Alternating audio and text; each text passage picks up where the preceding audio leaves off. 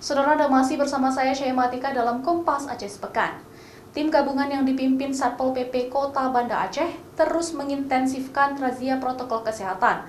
Bahkan kini razia dalam rangka penerapan disiplin dan penegakan hukum pencegahan COVID-19 tersebut dilakukan 2 kali dalam sehari. Bahkan ditingkatkan hingga ke perbatasan kota. Intensitas razia penerapan disiplin dan penegakan hukum protokol kesehatan semakin ditingkatkan di wilayah Kota Banda Aceh. Kali ini tim gabungan yang terdiri dari Satpol PP yang dibantu oleh personil kepolisian dan TNI melakukan razia prokes hingga 2 kali sehari. Wilayah razia juga diperluas hingga wilayah perbatasan Banda Aceh dengan Aceh Besar. Peningkatan intensitas razia tersebut juga berkaitan dengan pasca libur panjang Oktober lalu, di mana upaya tersebut dilakukan untuk memutus mata rantai penyebaran COVID-19 di Banda Aceh. Setiap warga yang melintas di perbatasan kota diperiksa apakah mereka menggunakan masker atau tidak.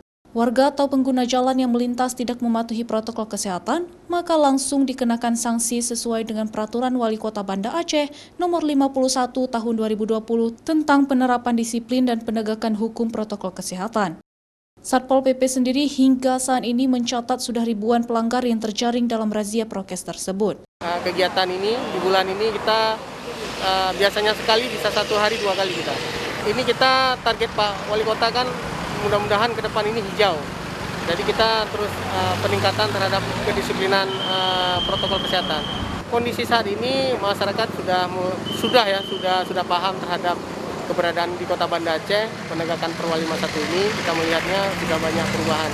Sementara itu, sebelumnya pemerintah Kota Banda Aceh telah menargetkan bulan November ini menjadi zona hijau COVID-19.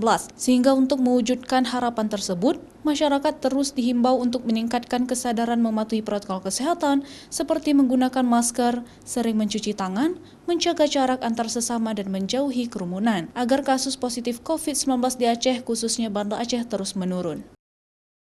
Mustajab, Kompas TV, Banda Aceh.